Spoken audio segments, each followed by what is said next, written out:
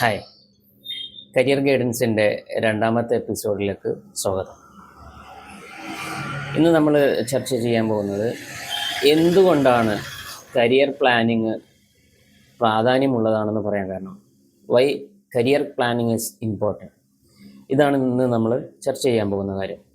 ഇപ്പോൾ ഞാൻ കഴിഞ്ഞ വീഡിയോയിൽ പറഞ്ഞതുപോലെ ഒരു പെന്നും ഒരു നോട്ട് പാഡും കയ്യിൽ കരുതുക, അല്ലെങ്കിൽ എന്ത് ചെയ്യുക, ഈ വീഡിയോൻ്റെ താഴെ കമൻറ്റ് ചെയ്യുക.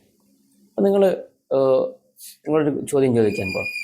അപ്പോൾ നിങ്ങൾക്ക് കോഴിക്കോട് നിന്ന് കൊച്ചിയിലേക്ക് ട്രാവൽ ചെയ്യണം എന്ന് വിചാരിക്കുക. അപ്പോൾ നിങ്ങൾക്ക് അങ്ങനെ കോഴിക്കോട് നിന്ന് കൊച്ചിയിലേക്ക് ട്രാവൽ ചെയ്യണമെങ്കിൽ നിങ്ങൾക്ക് ആദ്യമായിട്ട് വേണ്ട കാര്യങ്ങൾ എന്തൊക്കെയാണെന്ന് ജസ്റ്റ് ഒന്ന് നോട്ട് ചെയ്യാം. ചോദ്യം ഇതാണ്: കോഴിക്കോട് നിന്നും നിങ്ങൾക്ക് കൊച്ചിയിലേക്ക് പോകണമെങ്കിൽ നിങ്ങൾക്ക് ആദ്യമായിട്ട് വേണ്ട കാര്യങ്ങൾ എന്തൊക്കെയാണ്? ഒരു 2 മിനിറ്റ് സമയം തരാം.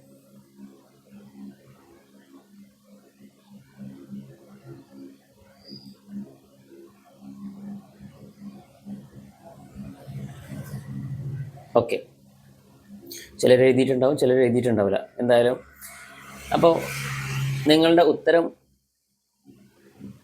ഞാൻ ഇപ്പോൾ പറയാൻ പോകുന്നതിൽ ചിലതായിരിക്കാം. ഓക്കെ, ഇനി അല്ലാത്തതും ഉണ്ടാവും. ഒന്നാമത്തത് ബസ് വേണമെന്നായിരിക്കും നിങ്ങൾ എഴുതിയിട്ടുള്ള ഉത്തരം. ബസ്, കോഴിക്കോട് നിന്ന് കൊച്ചിയിലേക്ക് പോകാൻ ബസ് വേണം. ഇനി അതല്ലെങ്കിൽ ട്രെയിൻ എന്നായിരിക്കും ചിലർ എഴുതിയിട്ടുള്ള ഉത്തരം. കോഴിക്കോട് നിന്ന് കൊച്ചിയിലേക്ക് പോകാൻ ട്രെയിൻ മാർഗം പോകാമെന്നുള്ളത്.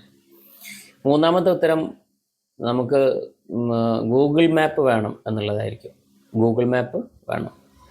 നാലാമത്തത് പണം, മണി ആവശ്യമാണ് എന്നുള്ളതാണ്, കോഴിക്കോട് നിന്നും കൊച്ചിയിലേക്ക് പോകണമെങ്കിൽ. ഇനി ചിലർ എഴുതിയിട്ടുള്ളത് ഡെസ്റ്റിനേഷൻ എന്നായിരിക്കും. കൊച്ചിയിൽ തന്നെ ഏതെങ്കിലും കൃത്യമായിട്ടുള്ള ഡെസ്റ്റിനേഷൻ ഉണ്ടെങ്കിൽ ആ ഡെസ്റ്റിനേഷൻ ആയിരിക്കണം ഉണ്ടാകേണ്ടത് എന്നുള്ളതായിരിക്കും ചിലർ എഴുതിയിട്ടുള്ള ഉത്തരം.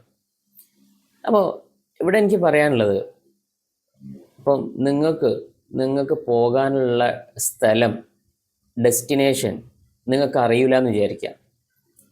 നിങ്ങൾ ബസ് കയറാൻ നിൽക്കുകയാണ്, അല്ലെങ്കിൽ ട്രെയിൻ കയറാൻ നിൽക്കുകയാണ്, അല്ലെങ്കിൽ വേറെ ഏതെങ്കിലും മാർഗത്തിലൂടെ പോകാൻ നിൽക്കുക. പക്ഷെ നിങ്ങൾക്ക് അറിയില്ല നിങ്ങൾക്ക് എവിടെ പോകേണ്ടത് എന്നുള്ളത്. അങ്ങനെയാണെങ്കിൽ നിങ്ങൾ നേരത്തെ എഴുതിയിട്ടുള്ള ബസ്സിന് നിങ്ങളെ സഹായിക്കാൻ സാധിക്കുമോ? നിങ്ങൾ നേരത്തെ എഴുതിയിട്ടുള്ള ട്രെയിനിന് നിങ്ങളെ സഹായിക്കാൻ സാധിക്കുമോ? നിങ്ങൾ നേരത്തെ എഴുതിയിട്ടുള്ള ഗൂഗിൾ മാപ്പിന് നിങ്ങളെ സഹായിക്കാൻ സാധിക്കുമോ? നിങ്ങൾ എഴുതിയിട്ടുള്ള മണി, അല്ലേ, ആ പണത്തിന് നിങ്ങളെ സഹായിക്കാൻ സാധിക്കും.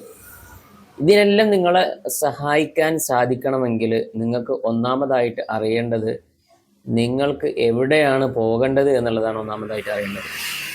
ഇതുപോലെ തന്നെയാണ് കരിയർ ഗൈഡൻസ് എന്ന് പറയുന്നത്. നിങ്ങൾക്ക് എവിടെയാണ് പോകേണ്ടത് എന്നറിഞ്ഞാൽ മാത്രമേ കരിയർ ഗൈഡൻസിന് എന്ത് ചെയ്യാൻ പറ്റുള്ളൂ, നിങ്ങളെ സ്വാധീനിക്കാൻ പറ്റുള്ളൂ. ഇപ്പോൾ ഒരാൾ കരിയർ ഒന്നും പ്ലാൻ ചെയ്യാതെ, അല്ലെങ്കിൽ വിത്തൗട്ട് പ്ലാനിങ് യുവർ കരിയർ, നിങ്ങൾ ഏതെങ്കിലും കോഴ്സോ കാര്യങ്ങളോ നിങ്ങൾ ചൂസ് ചെയ്യുകയാണെങ്കിൽ അവിടെ നിങ്ങൾ എന്താ ചെയ്യുന്നത്? U waste your time. നിങ്ങളുടെ സമയം നിങ്ങൾ എന്ത് ചെയ്യുകയാണ്? നഷ്ടപ്പെടുത്താണ്, പാഴാക്കുകയാണ്.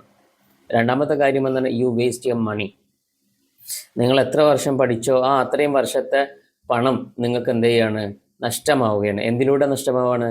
നിങ്ങൾക്കൊരു കൃത്യമായിട്ടുള്ള കരിയർ പ്ലാനിങ് ഇല്ലാത്തത് കൊണ്ട്. ഇനി മൂന്നാമത്തത് എന്താണ്? യു ബിക്കം കൺഫ്യൂസ്ഡ്, അല്ലേ?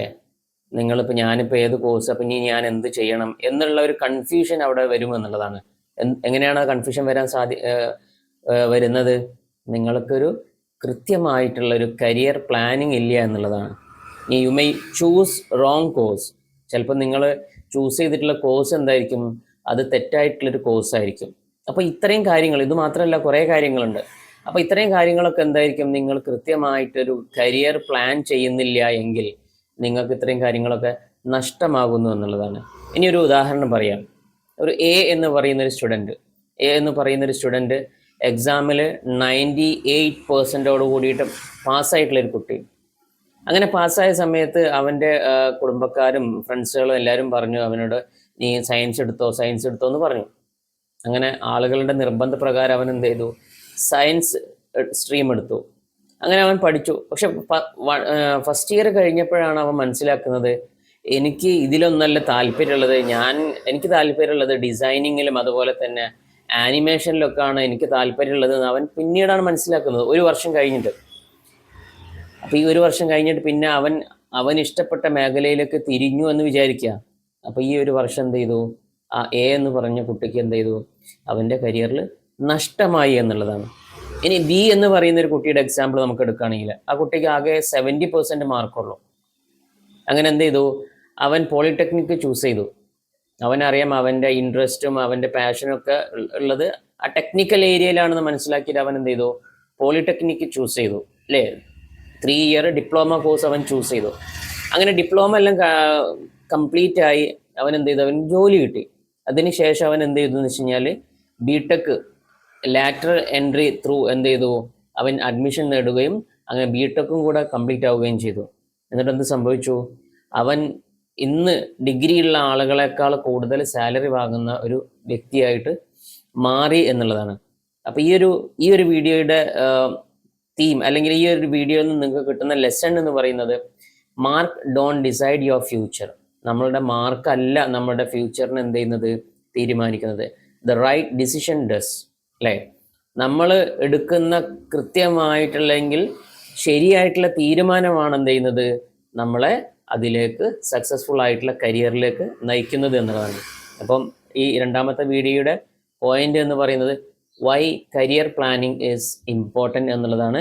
അപ്പോൾ അതിനെ കൃത്യമായിട്ട് അതിന് ഇമ്പോർട്ടൻസ് കൊടുത്തുകൊണ്ട് നിങ്ങൾ മുന്നോട്ട് പോവുകയാണെങ്കിൽ നിങ്ങളുടെ കരിയർ സെറ്റാകും, നിങ്ങൾക്ക് എന്താണ് എൻജോയ് ചെയ്യാൻ പറ്റും. Okay, by.